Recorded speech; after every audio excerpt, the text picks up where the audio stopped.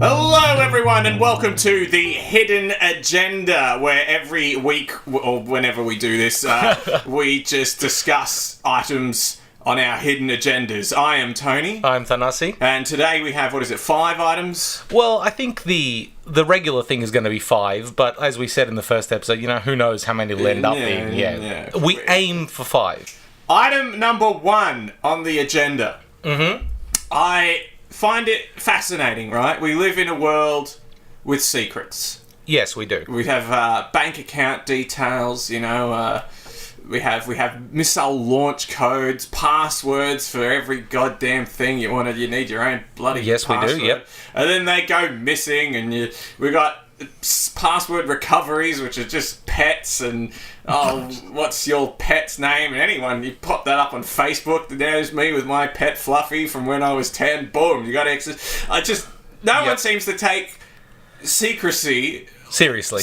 Yeah, I agree. Except, and this boggles my mind, the people taking it the most seriously are people with secret sources.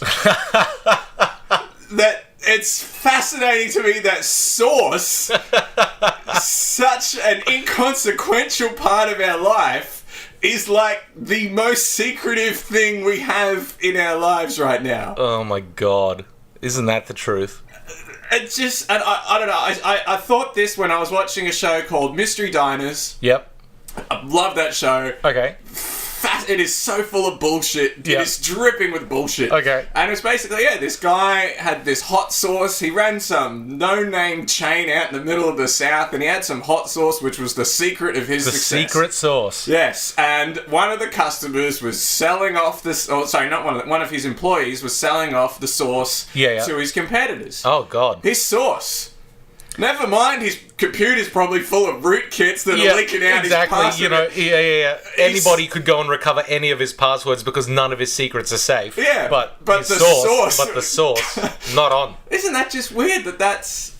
I've never thought of that, but that's absolutely true. And it even goes further than that, because and you will have noticed, of course, that anytime there's a secret element or ingredient in anything, it's called the secret sauce. The secret sauce. What's the secret sauce?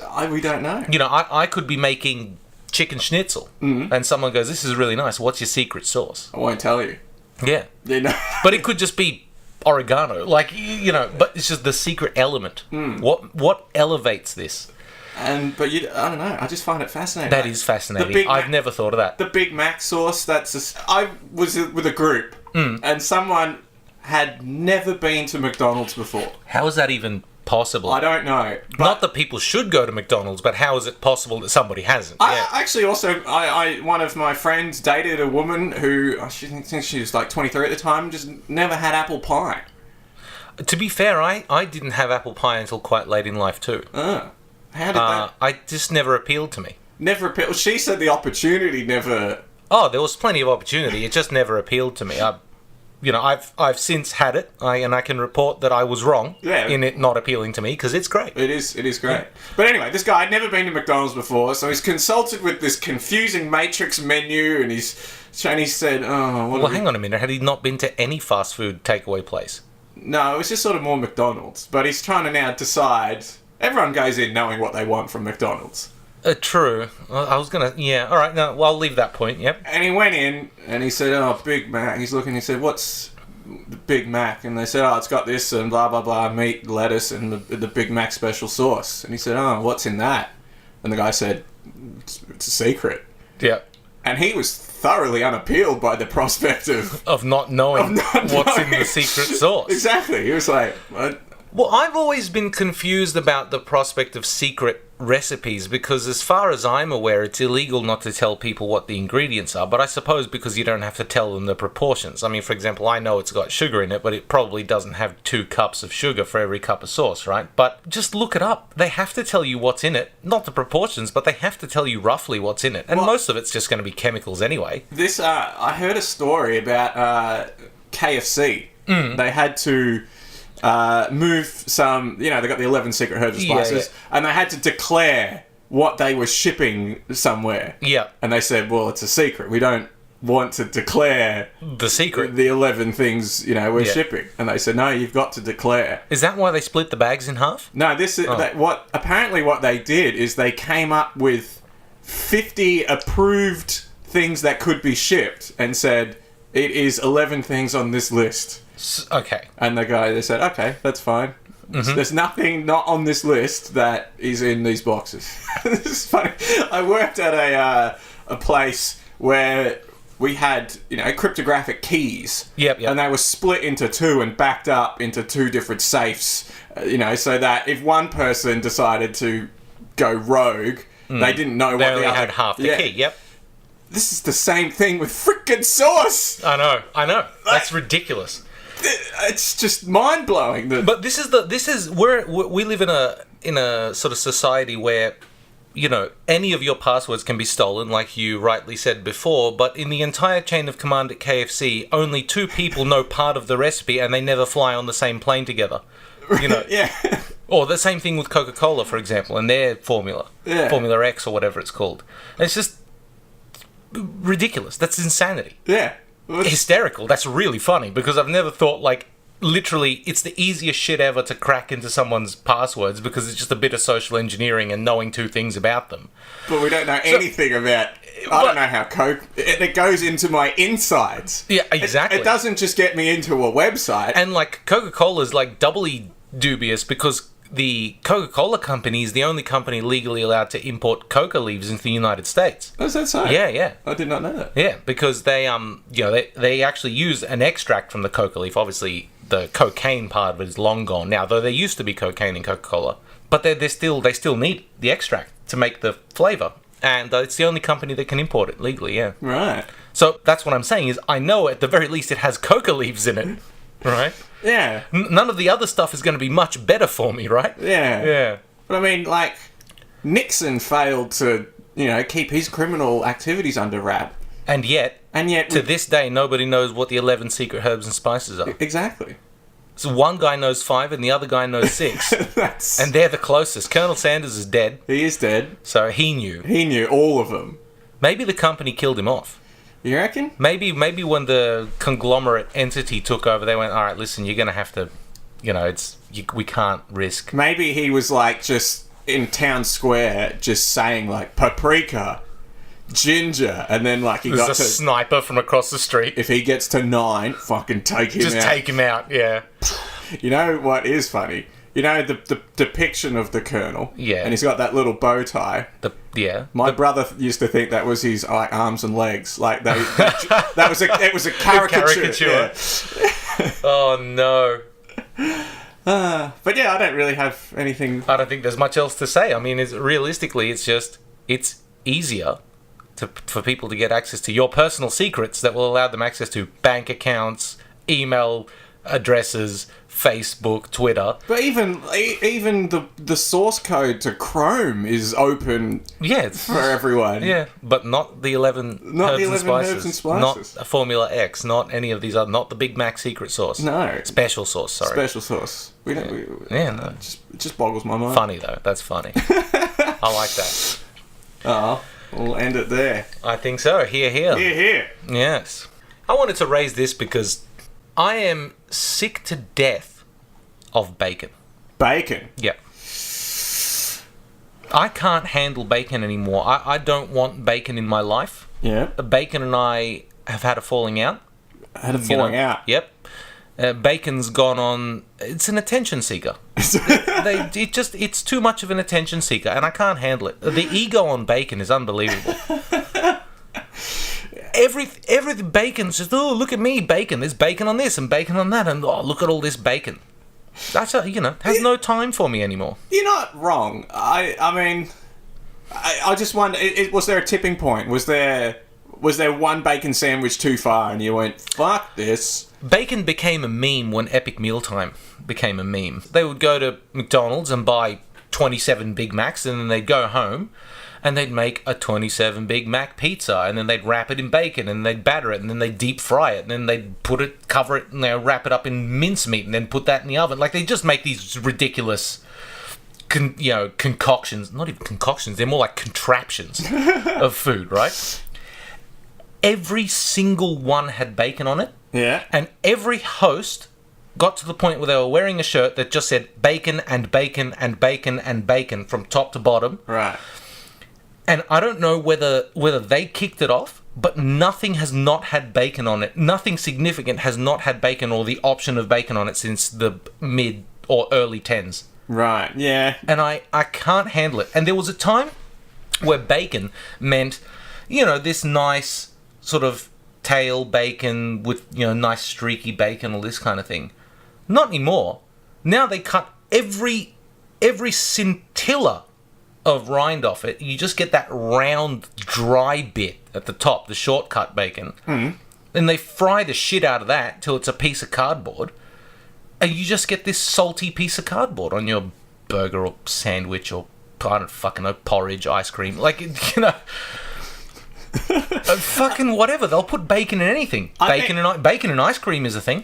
Yeah, I'm not surprised. But I think maybe one of the appeals of bacon for its food modification. I'm not talking about like putting it in a sandwich or something extra, but the extreme things is it's very wrappable.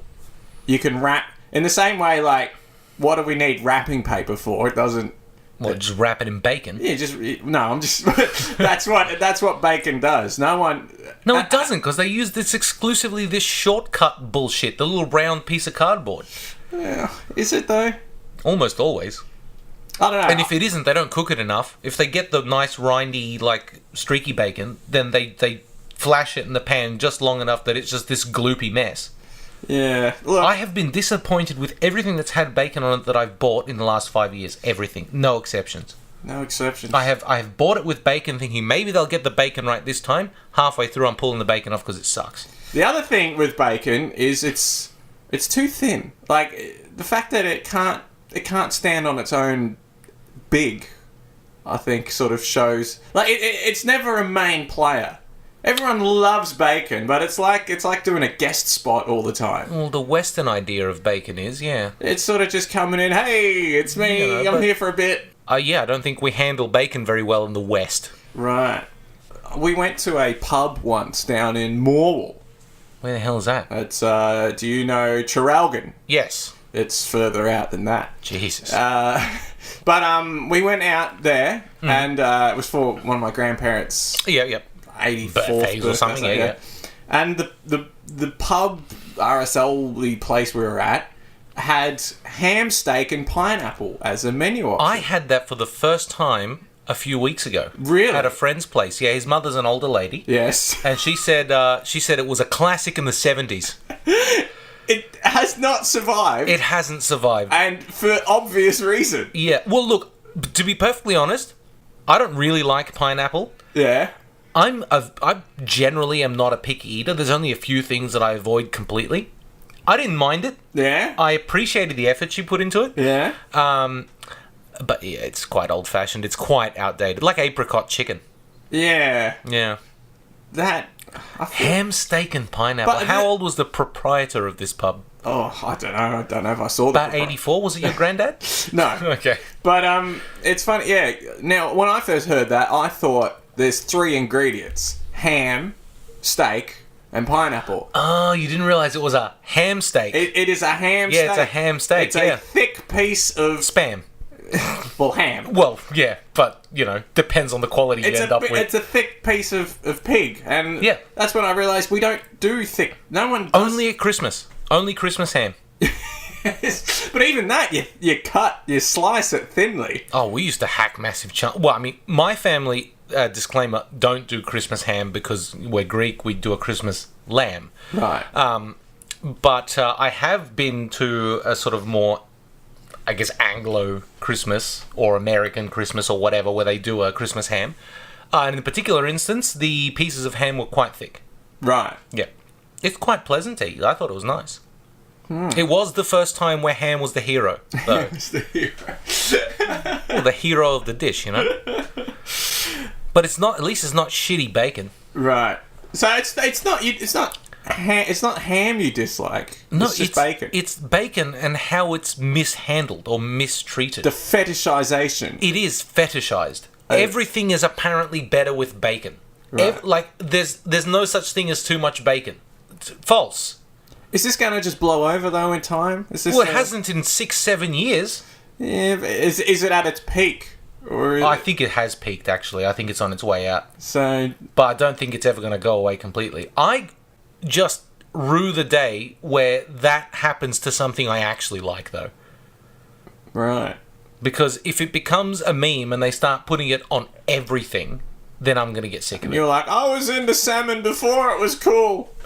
Yeah, I'm not going to pull their hipster argument. I was eating salmon while you lot were eating bacon.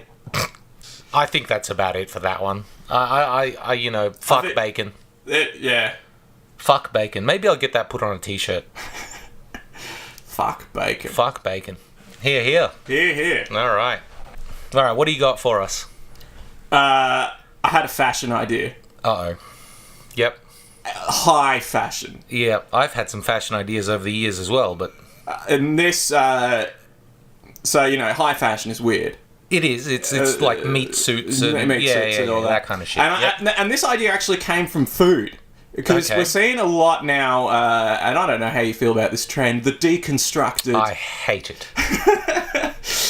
Vehemently. Yeah, there's a couple of egregious examples I saw was the deconstructed smashed avo on toast. Yeah, well, you just get an avocado and a piece of toast. Yes, and you have to cut the avocado and smash the avocado onto the toast yourself. Yes, $18. Of course. So I was thinking, like, why can't deconstructed make its way into outfits? Because then people would just be naked. Yeah, but holding... Instead of putting the pants on... You walk down the street holding it in your You walk hand. down the street holding it. And it's now a deconstructed... Pants. Well, a deconstructed outfit. And It's not deconstructed, though, is it? It's just... Well, an outfit is you wearing the clothes. Oh, yes. Otherwise, it's just a pile of clothes. Sorry, it's clothing as opposed to an outfit. Okay, yep, I'll accept that. I'll concede that. Yeah, if I saw someone walking down the street with just holding their pants next to them, I'd be like, wow, that's a deconstructed outfit. But they'd have to wear their underpants? I mean... Well, it depends how deconstructed you want to get. Very deconstructed. No, I think there's laws still about how deconstructed you could go. Yeah. But I just thought that was an deconstructed fashion. Yeah. Where you just have the fashion around you, nearby. You haven't constructed it. The thing is, I'm not averse to the idea in the sense that it would basically just be a bunch of people walking around naked holding a bundle of clothes, and no one's going to pay too much attention to the bundle of clothes they're holding. I personally have been for, and this might sound very totalitarian, but I dislike the competition that exists within society for people to be more or less fashionable than others. Like, I mean, some people go out of their way to be less fashionable, right? But, like, for example, at school, everybody wore a uniform, and the specific purpose of the uniform, as stated by the school, was to keep you safe. On your way home, if you're wearing a uniform, you can be identified as, at the very least, to which school you go to. And, and there's something can be done about your safety. I didn't really buy that. I thought it was more about kids wagging. Safety? Yeah, safety. So as if like a guy's going to come up with a knife and go, oh, Citrians, no, I better run away. Yeah, exactly. The other thing was, though, that, obviously it's very easy to identify a child that's supposed to be in school when they rock up at a shopping centre at 11:30 in school uniform. Mm-hmm. But I think a large part of the sort of unstated reason was it levels the playing field. I think that is correct. It's you've got this homogenous dress code. Mm-hmm. Therefore, nobody's showing up with expensive clothing as opposed to a child showing up with very inexpensive clothing and getting shit for that on top of all the other shit they're getting hell for, all the stuff they're getting hell for anyway. Yep. But why can't all of the world be like that? You want uniforms to continue past... Yeah, just Star Trek. Like the jumpsuit. Seinfeld made this joke, right? Yes. We've decided... We all got together, we had a meeting about it. It's the silver one piece with the V. That's up, because we're going to have to do that when we find extra... Well, once we develop technology to travel to faraway solar systems. We got to present a unified front. We can't show up there looking like a ragtag. No, but that extent. I mean, the army has a uniform. Exactly. But that doesn't. Civilians don't. And you don't send civilians out. Yes, but meet. what if we destroy the Earth beyond saving, and we have to shift the entire human population to another solar system? Well, then maybe under those circumstances, I would want to present a unified front to our potential hosts. Right. Well. But that's just being silly. But that I don't want to have to care about the things I'm putting on my body. Right. Because I don't give a shit about clothing. Right. I wouldn't not wear clothing. Too distracting. But, just can I just wear the same thing every day and not have anyone comment on it? No. Exactly. You know what I have thought is odd about fashion? What? We get, people get dressed up to go out because they want to look good. Mm. And they go out and, a lot of people want to attract partners. Yeah, sure. So they get... Or at the very least feel attractive. Yeah. So they get... But when they come home, first thing you do... Rip all that shit off and throw it in the corner. Yep. And why? Because it's uncomfortable.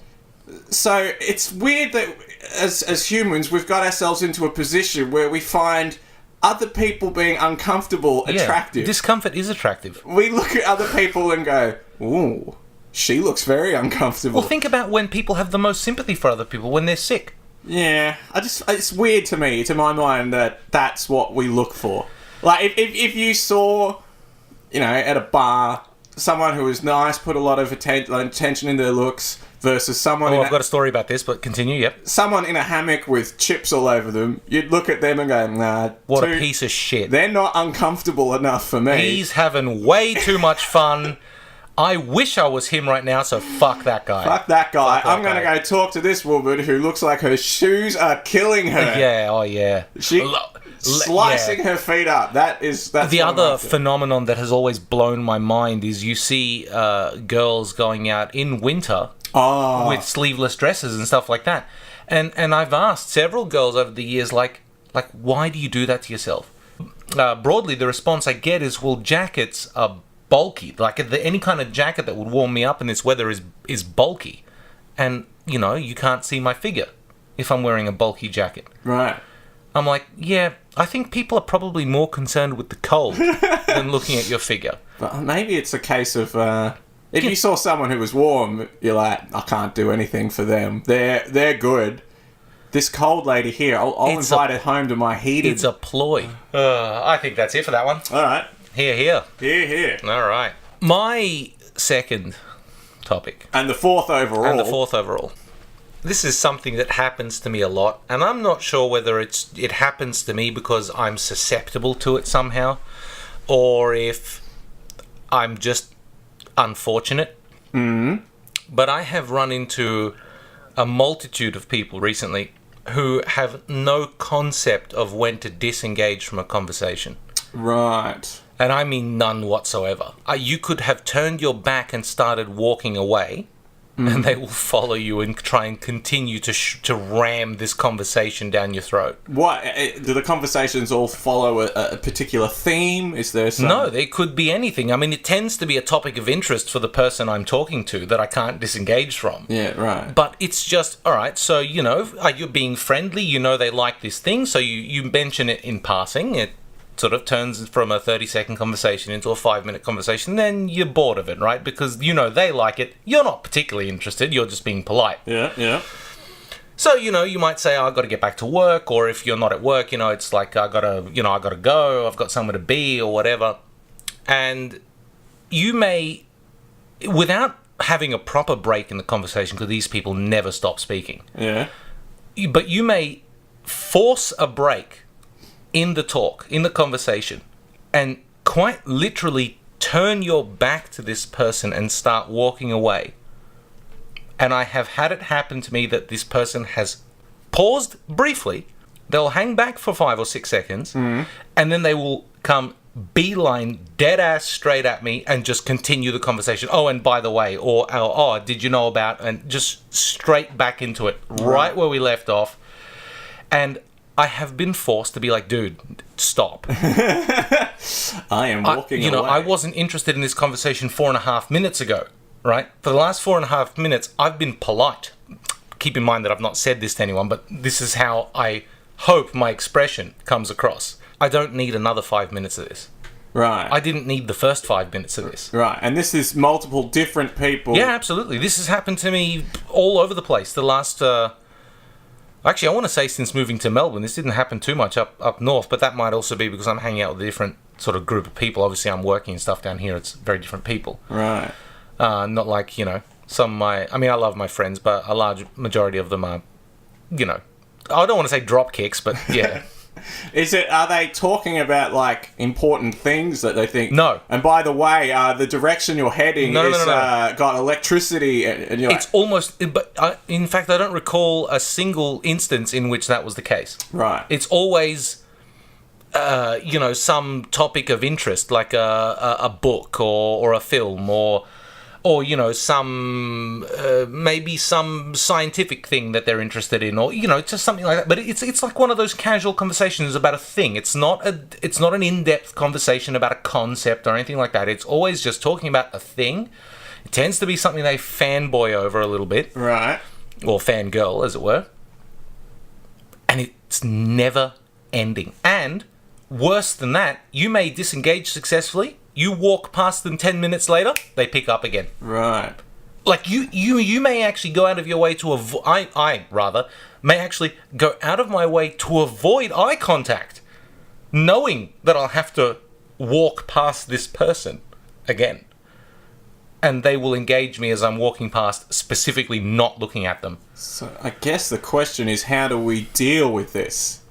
I mean, this item needs an action item. It does. Honestly, if it was an acquaintance and I ran into them on the street and they were holding them up, yeah, I would just tell them, I gotta go. Like, just enough, But there are situations in which there are sensitivities, and one of those situations might be work. Yes. Where you can't just be like, dude, shut up, piss off. Because you gotta work with them, right? Now, something... what if you jumped in with your own thing before they had the chance? So they want to talk about a book. Okay. And you just jump in and say, did you know the son in Mario 3 that attacks you is really annoying? And then as you say this as you keep walking, and then go, all right, I'll catch you later. And then just disengage. So, hang on. I disengage, I start walking away. In the 5 or 6 second silence, I turn around and introduce a completely irrelevant topic. I mean, I don't really know what else there is to say about it. It's just, it's less of a weird thing that I noticed, and more of just this thing that's happening to me far more often than it used to recently. I think the laughter and the "I'll see you later," yeah, man. So maybe the laughter is big. Maybe oh man, you know about that other thing, and just I gotta go, dude. Yeah, I'll try that. I'll try that and report back. All right, yeah. We'll keep next time on. So, that's our first proper business item. Yes. Yeah, so we've got a link now. Now you have to listen to the next episode, but it might be the one after. You never know. Forward promotion. Because I'm going on holiday soon, so we won't actually record for another few weeks. And they'll be like, excuse me, your card was declined. I'll see you later, man. See you later, buddy.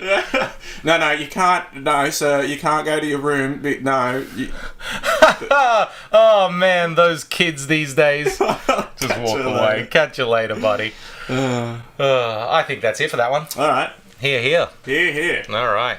So, I was just struck. There's a fine line between being complimentary and being creepy.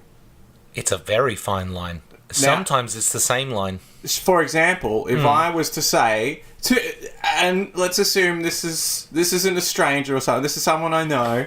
Yeah, know well, or acquainted with. Yeah, okay, yeah. know well, yeah. If I was to say you have nice eyes, yeah, that's rather complimentary. Sure. But if I was to get a bit more specific and say you have nice eyeballs.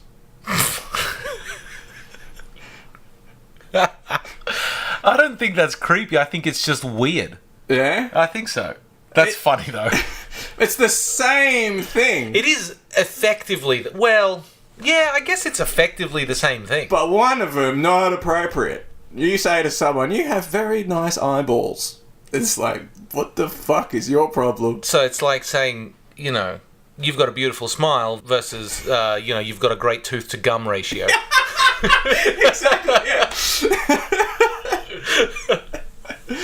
You have well-placed hair follicles. Jesus Christ. That's not acceptable. But you have nicely detached earlobes. The bridge of your nose is the perfect width. it's all the same, but it's just not. I don't know. It was just a little. I mean, you're not wrong, except. I don't know, man. Like, I think it depends a lot on who it's coming from. I think the people that you know, if they heard that coming from you, would just find it funny. I don't think they'd find it creepy. But they wouldn't find it. It's not a compliment. It's unusual. They wouldn't take it as a compliment. They'd take it as a joke. Yes, but you haven't hopefully. You haven't strayed into creepy. Now, it remains to be seen whether that's because there's some default creepy position, or whether they give you a lot of leeway because you're just like a naturally funny guy and all this kind of business. I know I certainly couldn't get away with it, though. You couldn't tell someone they have nice eyeballs? No, I couldn't tell someone they've got a nice tooth-to-gum ratio and get away with it, I don't think. Right. Maybe I'll try it on someone. Yeah? Yeah. I mean, I've got some friends who would just find it funny. Right. Look them straight in the eyes. You have beautiful eyeballs. Very round. Very round. But, beautiful eyeballs. Because I guess beautiful eyes you're saying that's kind of like the characteristic of their face. Beautiful eyeballs might be... here you go. An optometrist could tell you you've got beautiful eyeballs. That's actually true, probably. A dentist could tell you you've got a great tooth-to-gum ratio. Yeah, that's true. But, I mean, it's there... Maybe the problem is it's too obsessive. It's too... You have good eyes. It's a bit serial killer. Yeah, exactly. Yeah. It sounds like the next sentence is going to be, I want to add them to my collection. Yeah. Anyway, I think that's probably about it. Should probably wrap it up. We should probably wrap it up. What order of business? We came up with an order of business. Oh, yes, the continuation of trying the strategy of breaking away from people. Yes. Yeah. So we'll check back on that. I'll update you on that in 1 to 10 episodes' time. Yes. Yeah. It's very, very lenient time frame there. 10 episodes is long enough for people to get hooked. Okay. 1 to 100 episodes. There you go. All right. Will we ever hear about that again? Probably not. So tune in next time on The Hidden Agenda. Yes. The Hidden Agenda. That's the one. Yep. Bye. Bye.